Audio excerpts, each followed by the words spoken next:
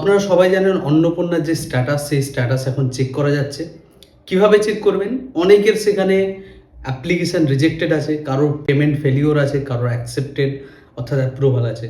তো কিভাবে চেক করবেন এবং যাদের রিজেক্টেড আছে তাদের করণীয় কি, প্রত্যেকটা জিনিসই আজকের এই ভিডিওটায় বিস্তারিত আলোচনা করব। তো চলুন আজকের ভিডিওটা শুরু করা যাক। তো সর্বপ্রথম কিভাবে আপনি চেক করবেন, এর জন্য আপনাকে যেতে হবে সোশ্যাল সিকিউরিটির যে ওয়েবসাইট, সেই ওয়েবসাইটে। তো ওয়েবসাইটে যাওয়ার পর সিটিজেন লগ ইনে ক্লিক করবেন। এরপর আপনার যে ডিস্ট্রিক্ট সেটা সিলেক্ট করবেন, যে নাম্বার দিয়ে আপনি রেজিস্টার করেছিলেন সেই নাম্বারটা দেবেন এবং নিচে ক্যাপচা যেটা ম্যাথ থাকবে সেই ম্যাথটা সলিউশন করে সিম্পলি সাবমিটে ক্লিক করলে আপনার যে ড্যাশবোর্ড সেটা ওপেন হয়ে যাবে। এরপর আপনার যে অ্যাপ্লিকেশন স্ট্যাটাস সেটা আপনার ওখানে নিচে শো করবে।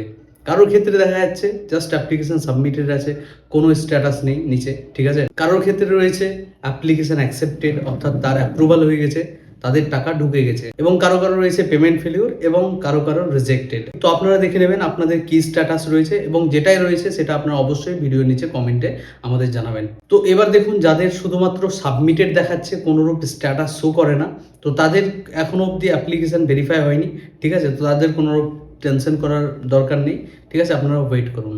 তো দ্বিতীয়ত, যাদের পেমেন্ট ফেলিওর আছে, পেমেন্ট ফেলিওর অর্থাৎ আপনার যে ব্যাংকের অ্যাকাউন্ট, সেই অ্যাকাউন্টের সঙ্গে হয়তো আধার লিঙ্ক নেই, এটা হতে পারে, বা এটা হতে পারে যে আপনার যে আধারের সঙ্গে যে ডিবিটি, সেই ডিবিটি লিঙ্ক নাই। তো আপনারা অবশ্যই আপনাদের ডিবিটি লিঙ্ক চেক করে নেবেন যে ডিবিটি লিঙ্ক আদৌ কোনো ব্যাংকের সঙ্গে আছে না নেই, আর যদি আছে তাহলে সেই ব্যাংকের কেওয়াইসি ঠিকঠাক রয়েছে না নেই। এই দুটো জিনিস আপনি চেক করে নেবেন যদি পেমেন্ট ফেলিওর হয়ে থাকে তাহলে। এরপর যাদের অ্যাকসেপ্ট হয়েছে তাদের তো টাকা অলরেডি ঢুকে গেছে, যাদের ঢুকেনি তাদের আগামীতে ঢুকে যাবে, ঠিক আছে। তো এবার আমরা বলবো যাদের রিজেক্টেড রয়েছে তাদের করণীয় কি। তো দেখুন, রিজেক্টেড যাদেরই দেখাচ্ছে তাদের কোনোরূপ স্ট্যাটাসে কোনো মন্তব্য ওখানে লেখা নেই। রিমার্কে যদি লেখা থাকতো যে এই কারণে রিজেক্ট হয়েছে, সেটা আমার মতে সব থেকে ভালো হতো, বাট কোনোরূপ সেখানে কোনো রিমার্ক দেওয়া নেই, জাস্ট রিজেক্টেড এটাই লেখা রয়েছে।